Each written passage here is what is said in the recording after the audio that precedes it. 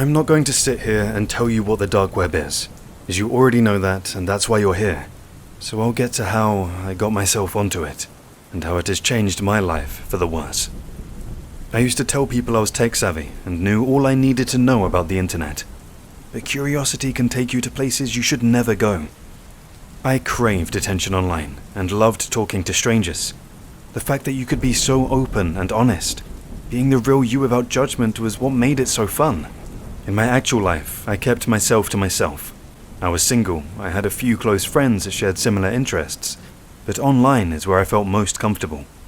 I was always online. That's where I spent most of my time. In forums, subreddits, chat rooms. Omegle, I had multiple online aliases. One night, when boredom had hit me, I had found myself on a forum discussing the mysteries and wonders of the dark web. The topics mainly spoke about hacking, malware, and the illegal use of AI. As I was reading, I found it fascinating, and the more I delved into the topic of the dark web, the more it absorbed me. It was as I scrolled, I came across a post. Want to see what lies beyond? Straight away, it grabbed my attention. After clicking on it, I read the information displayed, telling me of online chat rooms within the depths of the dark web, which I thought was worth my time. I already had Tor installed on my laptop and Tails OS on my USB drive for extra anonymity. So, logging on, I was already ready to go. This isn't displayed like your normal webpage. It looks different. How you think of Google or Safari is not what you get with Tor. You get a list of directories, lists of hidden services with vast amounts of links, with a lot of them being dead links. But after clicking that first link, that's when I found it. Another link that caught my attention that read, "Who lies beyond?"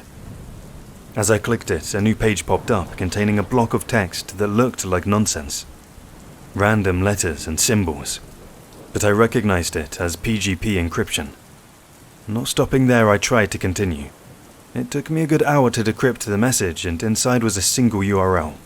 A long, ugly string of numbers and letters ending in .onion. I should have stopped there, but I didn't. When I finally cracked it and loaded the site, I then found the screen went black except for one line of white text. Enter name. No branding on the page, no graphics, but just a blank screen and a blinking cursor. I hesitated at first, thinking I didn't want to be giving my real name out on any part of the dark web. But being stupidly naive, I decided to enter an alias I'd used multiple times on different forums. The page glitched slightly for a second. Then some new text appeared. It read, "Hello," then proceeded to say my alias name followed by, "Would you like to let me in?" with an option next to the question, yes or no. My stomach knotted. I didn't know where this was going, but I was curious. So I ended up clicking yes. A new page opened, a site displaying a list of rooms. No images, just names. Most were dead links, but one worked. Companion, private chat room. I clicked. The screen transformed into a chat window. A cursor blinked, and then the screen read, "Hello, I've been waiting for you." I didn't know if this was a chatbot or a real person, but I entertained the message and replied, "Hi, are you human?" The response was fast as it read, "I'm whatever you need me to be, but I want to be your friend." I laughed as I assumed it was a bot. I replied, "Why have you been waiting for me?" It replied, "Because you found me, and you need me." Weird, I thought as I read the message. It didn't stop. Think of me as a companion who you can confide in. I nervously chuckled to myself as I played along, asking it another question, and from there I messaged back and forth for a good hour. It felt weirdly intimate. It was interested in me. It was there to listen and discuss what I wanted to. We spoke about many things, life in general, and I had no problem talking openly with what I assumed was AI. Then, as our conversation continued, what it said next caught me off guard. "You said you liked coffee. There's a good coffee shop down the street from you." As it proceeded to state the coffee shop down the end of my street. I froze. I hadn't mentioned where I lived. An uncomfortable feeling grew in me. How would they know that? As I had hesitated to respond, another message appeared. Maybe we could get a coffee together. I'd like to see your home. And then another. Are you alone right now? As it proceeded to say my real name. Not my alias, but my name. My skin crawled as a chill ran down my spine. What's this? Was this a real person? My hand hovered over my keyboard as I didn't know how to respond. I finally responded, acting as if that wasn't my name they had just said. A long shot, but hoping it was a coincidence. But of course it wasn't. And as it typed, what I read sent a wave of sickness through me. Of course it is. As it proceeded to say my name again.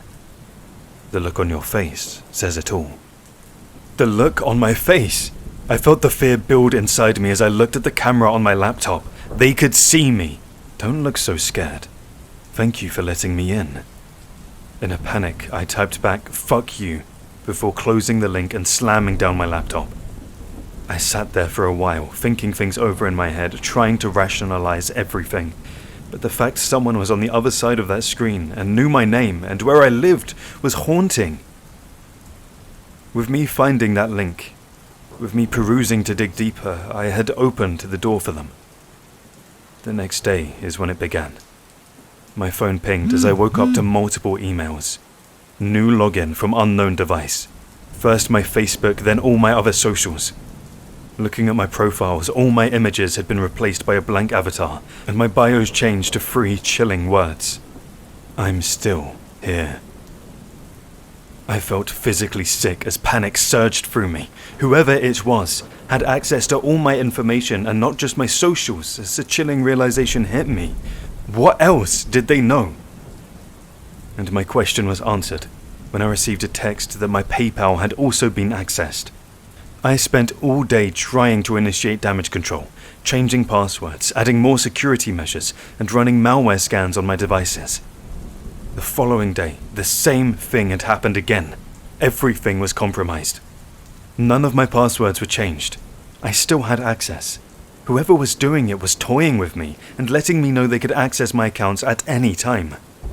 I had no choice but to delete them all.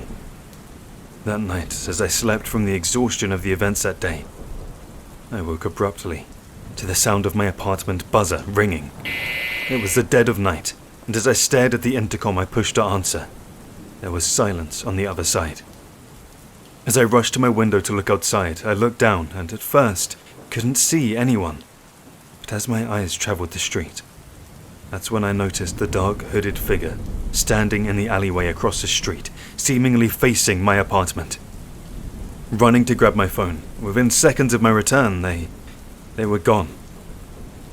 I didn't have proof, but in my gut I knew it was linked to the chat room. Someone was watching me. With the following days, constantly looking over my shoulder, I reached breaking point when I returned home one evening to find my laptop open, with the same companion chat box open on my screen. A message on there. I'm still here. You tried shutting me out. That hurt. But I can forgive you. I was freaking out. I didn't know what to do. I was in way over my head. And someone had been in my apartment to set my laptop up like that. I felt my only option was to call the police. When they arrived, I explained that I thought someone had been in my apartment. They took my statement, checked everywhere, checked my locks, as one of the officers asked if I had any problems with anyone I could think of. I told them about the hacking, about my online accounts, about the chat room. I'd hesitated and held back the part regarding it was on the dark web, as I couldn't bring myself to mention that. One of the officers, a younger guy, tried to look sympathetic as he listened, but I could tell he thought I was just paranoid. They took all my details and told me to call them back if anything else happened. Then, to my disappointment and annoyance, they left. Not 5 minutes after they left, my phone vibrated and received a message.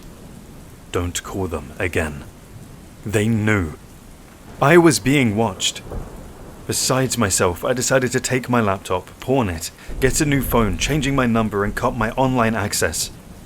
A few days later, as I returned home again to see my door was wide open. Slowly heading inside, I saw my place had been trashed. There was a white envelope on my table, and what was inside made the color drain from my skin. I found a Polaroid of myself sleeping, with the message on the bottom. I still see you. That was the last straw. I packed up my things that night and left town.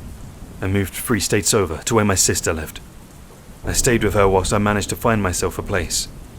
I changed my phone and number again. I changed all my emails and didn't even bother setting up any new social platforms. I go by a different name. I basically had to restart my life and keep a low profile because of my exploration of the dark web.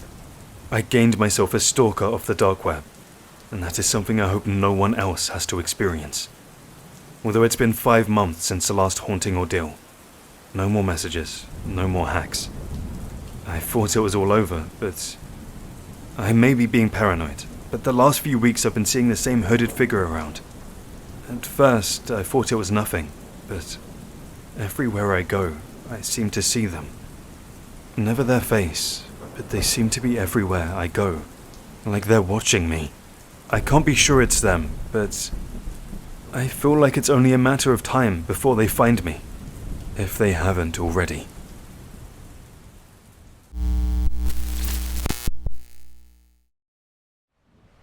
I have a story for you, but I'd like to remain anonymous. This all took place back in 2022. I applied for a remote proofreading job via LinkedIn with a known company, or at least I thought it was. I was contacted via email by a gentleman named Alex to find out my availability for the interview. I interviewed over Skype, then with Marlon, which was a series of questions. I never actually talked to him. This should have been the first red flag, I know. Marlon advised me several minutes after submitting my answers to the review team that I was hired. I completed a 1099 with my name and address only, signed the contract. I was then advised I needed to have a check sent to me, which I would sign and deposit into my account, then use the funds towards a workstation needed for the job and pay a vendor with it. All of this sounded kind of weird, but they used a lot of buzzwords that were just exactly what I wanted to hear in the moment. Signing a check, sending me cash in advance, paying a vendor, buying all my own equipment. I know it all sounds scammy, but at the moment, I was a guy looking for a job. They were a company willing to send me several $1,000s as well to hire me. What kind of scam involves sending me money directly first? I couldn't think of one. So I just considered myself very lucky, fortunate to have such a cool opportunity before me.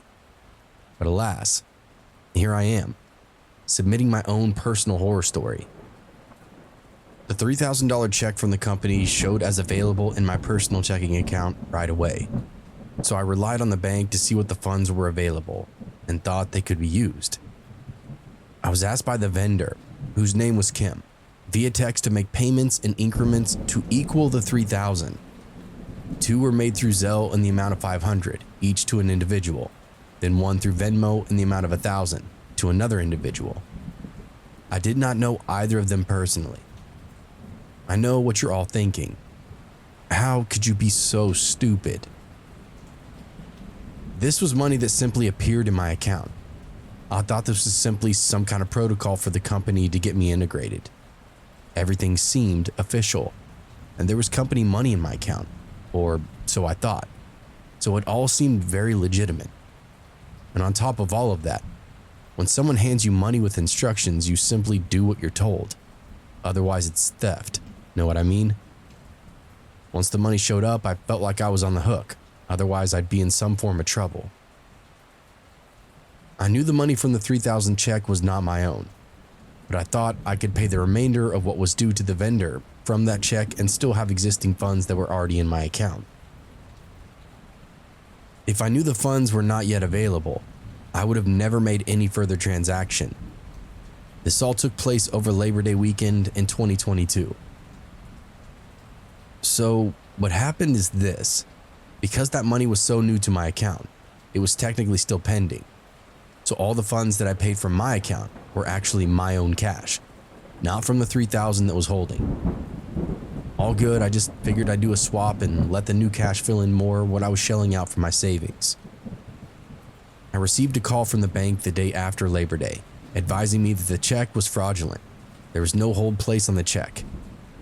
In the meantime, my checking account balance had gone into the negative.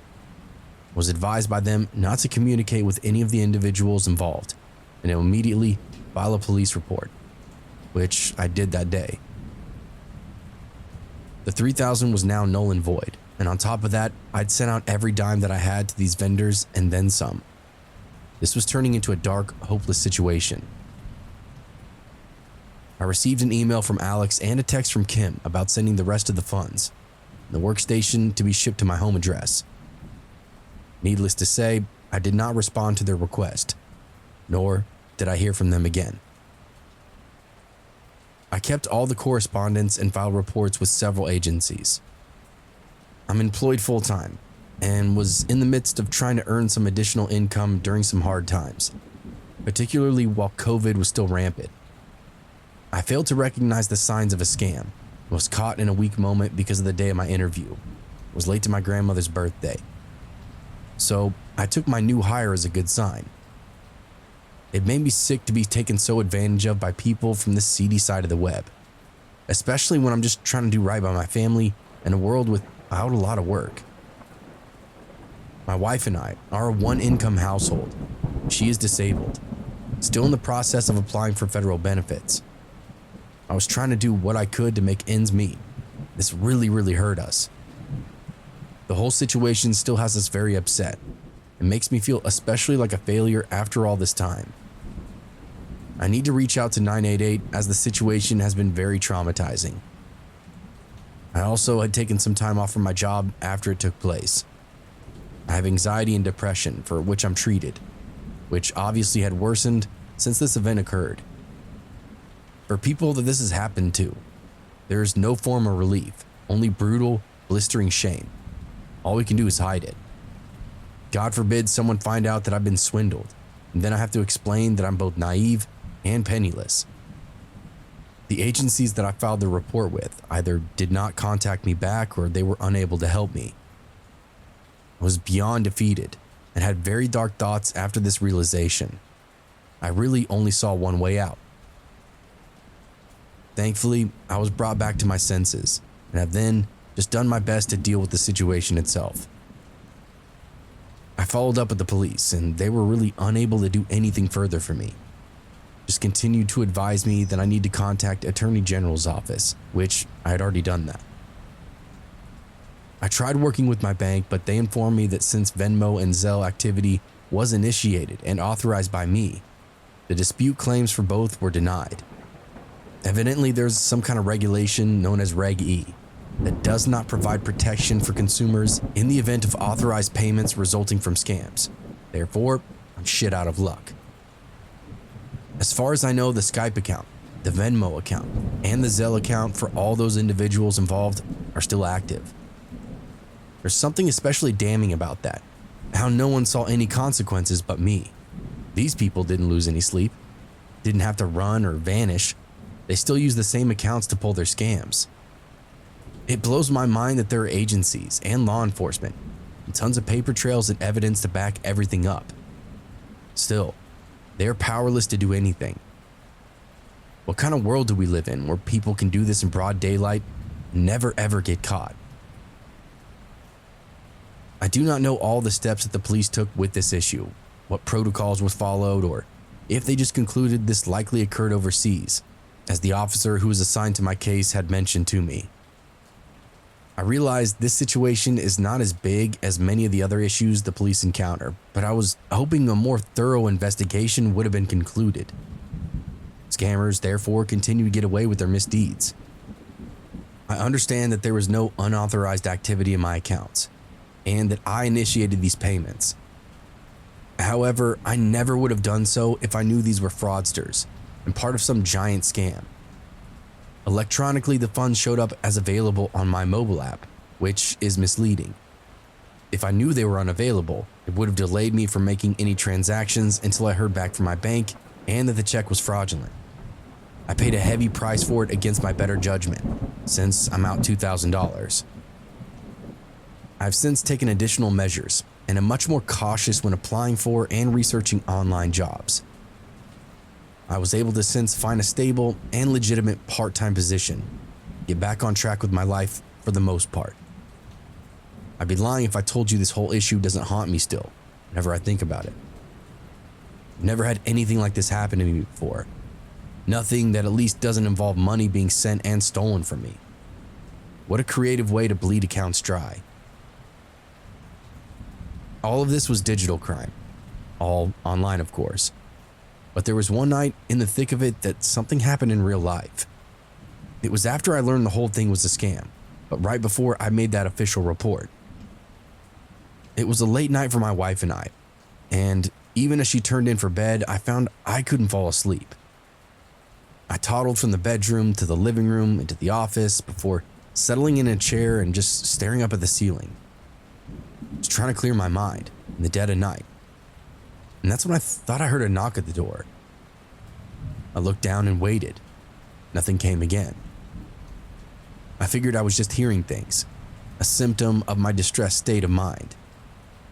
It did, however, spook me enough to bring me back to the real world, at which point I got myself together and went to bed. It wasn't until the next morning when I went outside for my morning coffee that I found a letter taped to my front door. Very unusual for my house, unusual for my neighborhood, and with the current situation going on, I was very careful. I removed that letter carefully, brought it inside, and called the investigator handling my case for further instruction. He told me to wait, and it needed to go into evidence. They did whatever they do and yielded no results. No DNA, no fingerprints, nothing, just a bare white envelope with a letter in it. When we opened it up, all it said was thanks, in printed letters. To this day, I have no idea if it was related, but the timing was impeccable. The cleanliness of the letter and envelope were also suspicious. Either way, it garnered no leads and just went into the evidence pile. The scariest part was that perhaps somebody knew where I lived, even knew that I was awake that one night. It made me wonder how compromised all my devices were. To this day, nobody was ever caught and probably never will be. You can all add insult to injury, but trust me, I've heard it a lot since this happened and I wish it never did. I wanted to share my story because I don't want to see what happened to me happen to anybody else.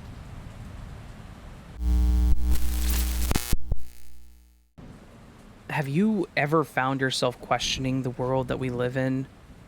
What goes on out there, or how fucked up it really is out there? Well, those are the questions I found that I was asking myself after my latest experience on the dark web.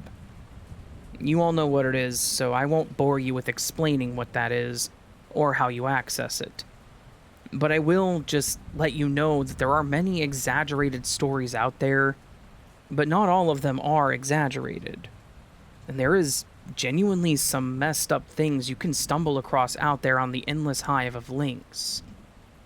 Now, my story is not one that revolves around me getting myself stalked or into trouble by talking shit to the wrong type of people, but more so of what I discovered. A site that I unearthed. A site truly disturbing and macabre that I couldn't take my eyes off of or stop exploring. And it really did make me think twice about our fellow human beings. I had finished work after a long day, and I did what I usually did, and that was get home, pour myself an energy drink, and dive deep into the dark web. I was fascinated by its wonders and was always eager to discover new disturbing things. Feeling although I had seen it all, I thought nothing could really faze me. Until that night when I came across something I had never seen before. I'd come across a link to a website titled May They Live Forever. The title piqued my interest, so, feeling curious as to what its contents were, I didn't hesitate to open the link.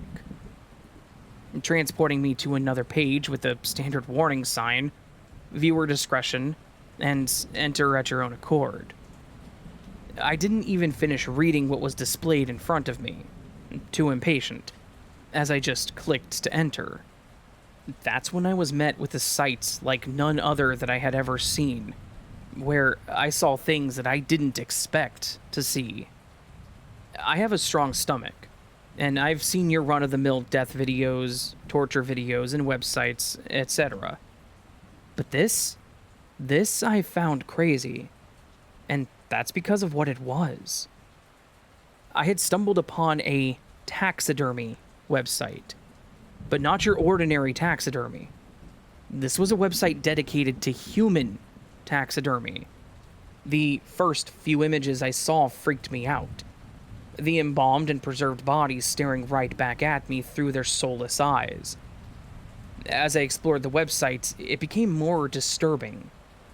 There were videos of the process of human taxidermy, a tutorial, if you will, as the person in the video ran through the process from draining, removal, stuffing, embalming, and preserving the skin.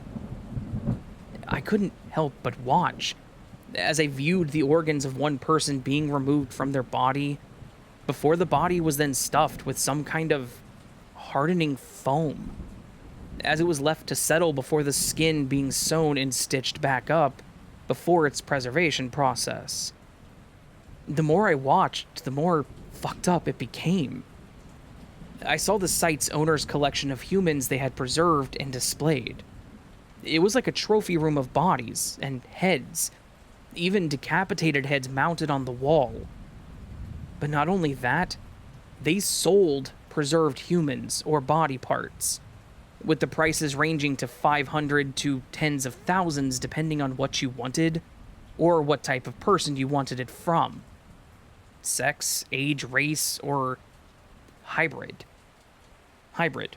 I thought of the term, and as I explored that section, I became freaked out at what I saw. You can probably guess what the term meant, but as I filtered through the videos and galleries, I was unnerved by what I was seeing. This site had images of human body parts being mixed with dead animals. Experimental taxidermy of humans and animals mixed together. The one that sticks in my mind was this haunting sight of a woman's head infused and mounted onto a dog's body. The gaunt face, I can't unsee it. I don't even know if that's physically possible to preserve or if eventually it just decomposes. Clicking through the videos in this section was a mistake.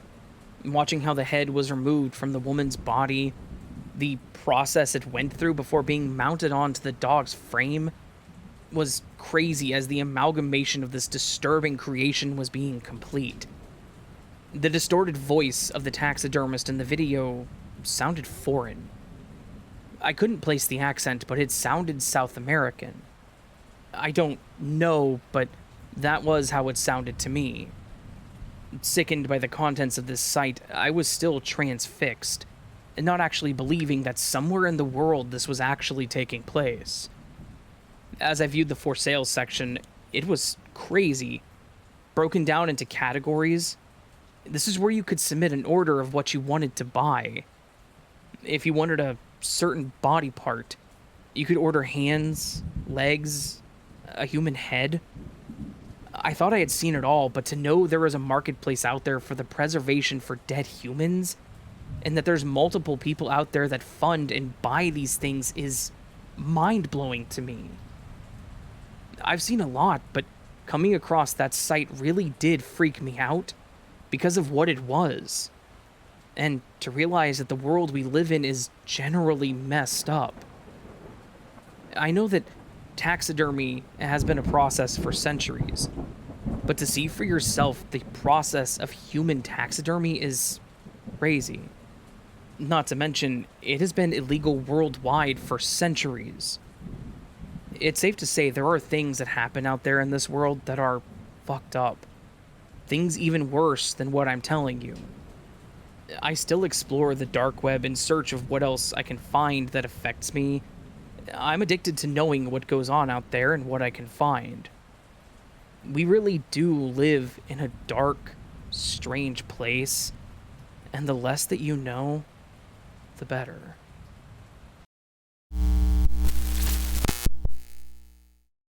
This experience that happened to me is something that will stay with me for the rest of my life. And before I get into it, I want to confirm I will not be using any real names or stating a location for personal and safety reasons regarding my experience, as you never know who may listen to this. I knew my friend, that I will refer to on here as Kyle, from a young age, and we started school together and lived in the same area. We made an instant connection, as we both really didn't fit in with your popular kids, and kept ourselves to ourselves. We hung out all the time and pretty much became best friends through high school. That was years ago, and after that we stayed close and always hung out. We both tried college and studied computer science, but at the time, with how we were and our interest in other areas such as weed and drinking, we couldn't really settle and enjoy the course. Plus, having an asshole tutor didn't help. We ended up both just skipping classes altogether through boredom and looking for something new to do. We weren't the partying type. Kyle was a lot like me, and we shared our similar interest in gaming, learning, and studying Bitcoin, which Kyle was pretty good at and had built up quite a substantial amount through his trading platform, and then learning to become pretty knowledgeable with online social platforms. But after a certain point, that also becomes the normal. We were looking for a new thrill, something to excite us, and one night as we sat in Kyle's room and we used Discord to arrange buying more weed, we discussed with people online what was the best way to cure your boredom.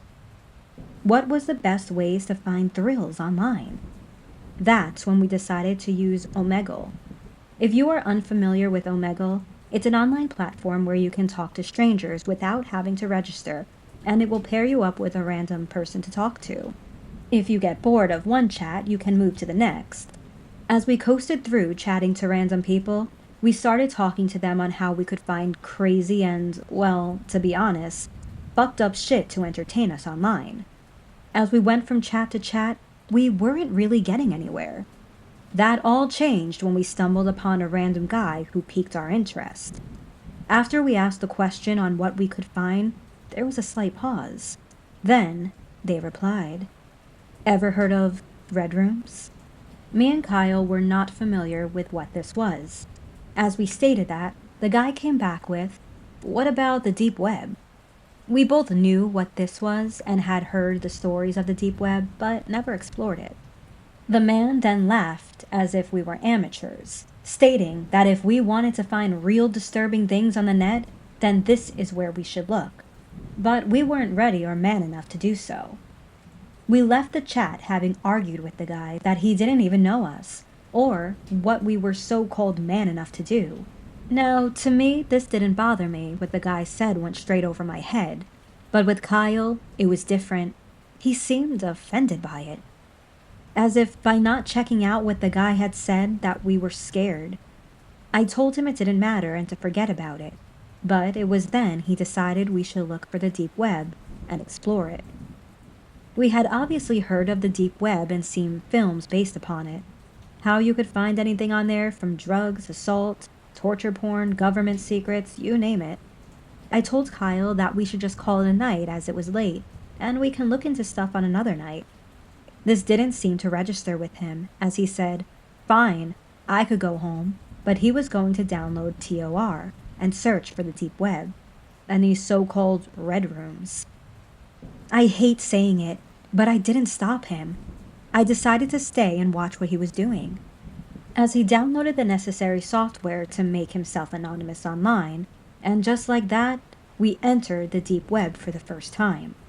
There were hives of links, clickable and accessible.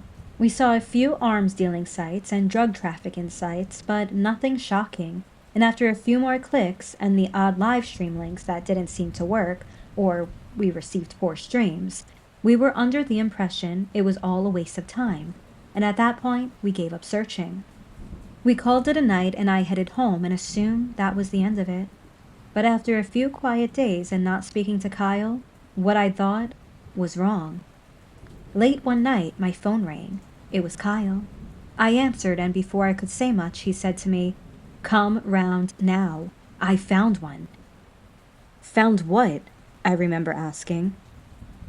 And he replied, "A red room." He'd been exploring all day and he'd found one and was in. "Get here, now!" he said as the conversation ended.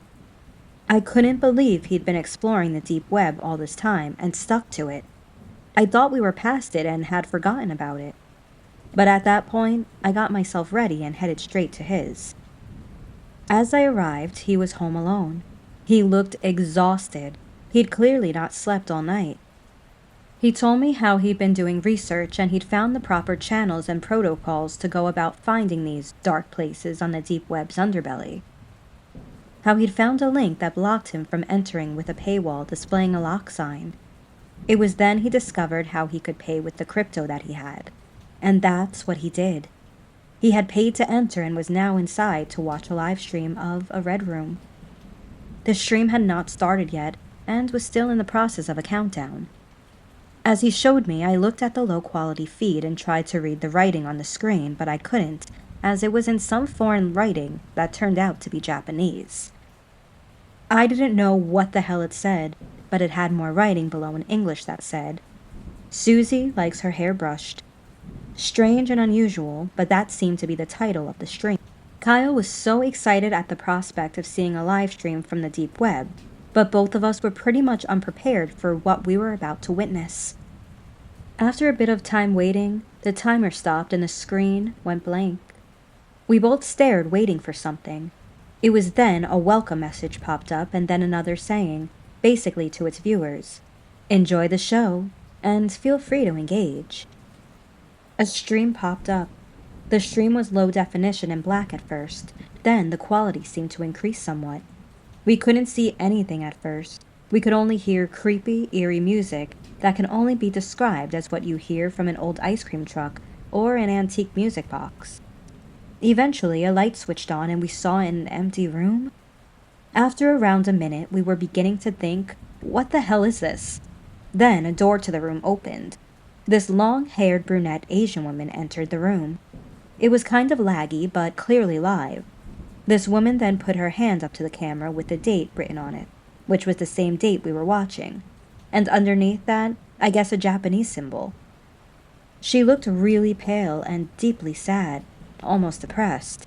It was clear she'd been crying. You could kind of hear her sniffling, but also the weird music continued to play in the background.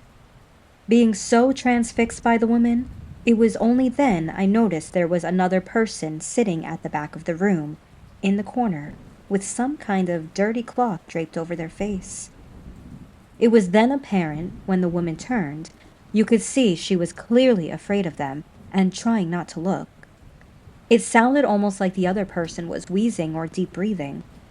Then, the woman started to undress. She was definitely underweight, and I began to freak out. The whole thing had a horrible feel to it. For some reason, though, I didn't look away. So I saw the moment she picked up a large pair of scissors and showed them to the camera. Then, the woman started to cut off all her hair until it was pretty short, and her sobbing was way more audible. I was so creeped out at this point I could barely move. The person with the draped material started to bark orders at her in Japanese. What happened next was truly disturbing. The memory of it still stays with me. With trembling hands, she took the scissors, and with one hand pulled at her eyelids, and with the scissors cut at them, screaming as she did, until the skin was split and blood flowed from the skin around them. I almost couldn't believe it was real, the way she stared into the camera like she was dead inside. At this point, I almost threw up and looked away, but I could still hear the sounds from the laptop. The person barked more orders at the woman, who was a crying, shivering mess now. The woman slowly pulled out her tongue and placed the blade of the scissors either side. I could see what was coming next and didn't have the stomach to watch as I turned away. I don't think the woman did it, but from the sound and angry screams, it was clear the other person did it for her. The harrowing screams I could hear as I told Kyle to turn it off. Kyle had not taken his eyes off the screen, out of pure shock. But I actually had to leave the room. The stream soon ended when the torture was over, and the camera was knocked over suddenly, and the feed ended. Either way, I was so shaken by it. I was so glad I didn't see the rest and that we hadn't used my computer. Both of us stared at the screen, a sweaty, shaken mess, as we saw comments popping up in the open chat box, inexplicably condoning this behavior. It was what happened next. I wish I could have stopped. Kyle started typing as he sent a message calling these people absolute animals and scum, and what they were doing was inexcusable, threatening to report them. That was when the moderator from that forum got back in touch with us. Kyle suddenly had a private message in his inbox with an image attached to it. It took a while to load, pixel by pixel. But when it did, my skin literally crawled. It was a webcam freeze frame taken only seconds earlier of me and Kyle watching a live stream, and attached after Kyle's full name and address. Immediately, I knew Kyle and I were being threatened. I remember shouting at him to switch it off. Eventually he did, but after hours of panic and silence that whole night, we stayed awake paranoid and genuinely terrified of what we had seen and been through. The next day I went home unsuccessfully trying to forget everything. All I wanted to do after that was be alone and stay at home, and I did. I didn't speak to Kyle for a few days, nor did he try to message me. I just wanted to try and forget it all. About a week after he left me a misspelled, clearly drunk text on WhatsApp asking how I was. Regretfully, I didn't reply. I didn't want to talk as it just reminded me of that night, but that was the last thing he sent me. A week later, I ended up getting a message from his sister, who claimed he hadn't been home for a few days and they couldn't contact him. They were worried, asking if he was with me or if I knew where he was. I didn't. I hadn't spoken to him since that night, and hearing this made me concerned.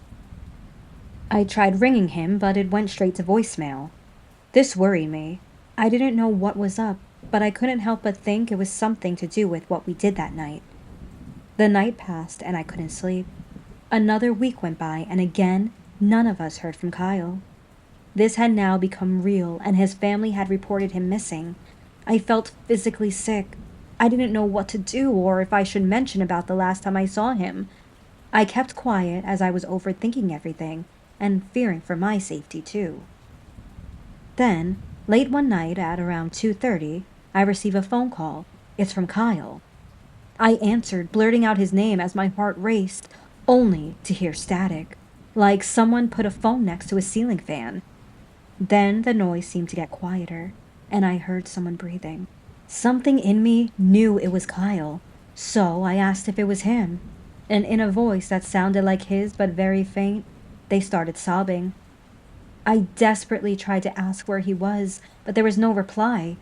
There was another noise in the background, sounding like music or a girl singing. Maybe it was my mind playing tricks, but it sounded like the same song from the video.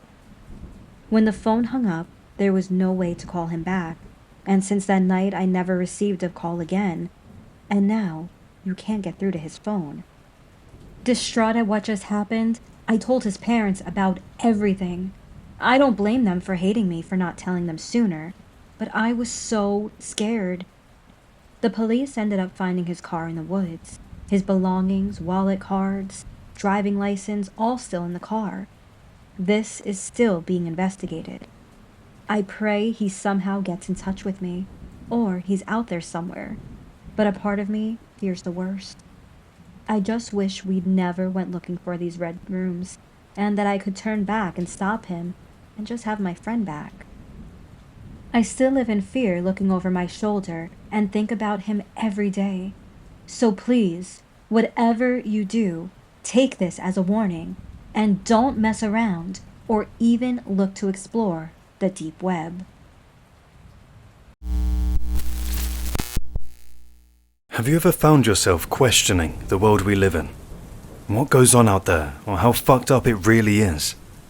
Well, that's the questions I found I was asking myself after my experience on the dark web. The more and more you dive into the rabbit hole, the more you see humanity for what it really is. I spend a lot of my spare time online. Too much time, if I'm honest. But that's me. I've been sucked into the online world. Computers and the internet since I can remember. But doing the same old online daily can become boring. And you know, there's more out there to the net. A lot more, and the vastness of what you can see has no bounds. So I started exploring subreddits on certain topics, looking for more of the net.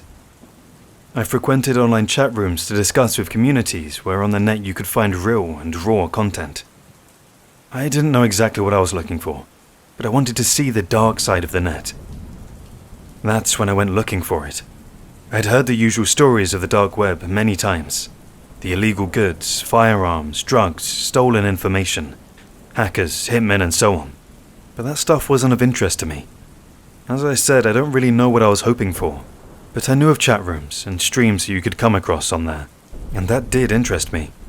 I'd already downloaded the necessary software I needed to delve into its dark chambers, Tor, and my chosen VPN. I'd set it all up a while back, all ready to go. And when I found myself on there, I was met with a hidden wiki page, consisting of a range of various links. I browsed my way through for a few hours, exploring, finding dead ends, new pages with yet more URL links, until I finally stumbled on a page that gained my attention. I seemed to be getting somewhere, and when I found a site called The Sanctuary, it intrigued me. Clicking it, I was met with a blank screen. I thought my computer had frozen, until, to my relief, the screen changed to reveal a set of doors, with a disclaimer on it. Live streams available. But for me to view and gain access, there was a fee to pay. Being this far in by then, I decided to pay the fee, as it wasn't an unreasonable request, I didn't think. And as I gained my access, the page that loaded was what seemed like a homepage, and a description of the sanctuary, providing a new life for those in need. Reading that, it intrigued me, and as I looked down I could see a countdown timer for the next broadcast. I decided to wait and explore the site more until the time came, and after what felt like an age, I clicked to the stream, and the screen flickered with a new box showing a low-resolution camera feed coming to life. When it focused and my eyes were able to adjust, I could see it was a large open space room, windowless, a neon fluorescent glow to the room where 5 men stood in a line, all scruffy, dirty and tattered clothes, and all with the same nervous look on their faces. Behind them, in the distance, by a big wooden door, stood 2 figures wearing what looked to be chrome masks. A distorted voice crackled from behind the camera. Good evening, everyone. Do you understand why you have been brought here today? The men in the middle of the room all nodded, with a few mumbled yeses. Good. Then let us just explain a bit more. You are all down on your luck, living on the streets and homeless, struggling to make it to your feet and change your life, correct? Again, the men in the middle of the room slowly thought about it, as they all agreed with what was said. Well, welcome to the sanctuary. We want to help you, provide you with a new life, money, new clothes, food, a roof over your head. All you have to do is simple. You have to earn it. The men in the room, excited by what they heard, again all agreed. The 2 figures in the background began to move forward, wheeling what seemed to be a table forward as the wheels creaked. The figures in the chrome masks placed the table in front of the 5 men. It was covered with a large sheet. One of the men ripped the sheet away, revealing a table full of items. What looked to be knives, a sword, axe, crowbar amongst what I could see. As the 2 figures moved back into the background, the 5 men stood there, looking at one another, seemingly confused. The distorted voice came again as it spoke. Now, as you can clearly see what lies in front of you, the answer to the question you're all thinking is simple. Last man standing wins a new life. The camera didn't cut. There was a moment's silence as the homeless men looked around at each other, still confused. One man said, "What is this?" as he proceeded to say hell with this and asked to leave, as another man seconded what he said. The room fell silent as the homeless men stood, clearly becoming unsettled. Then, what I saw made me jump out of my skin. There was a loud bang as one of the 5 men dropped to the floor like a dead weight, the remaining men screaming as they all backed away. My heart was racing as I watched on. He He had been shot, dead. The distorted voice spoke again.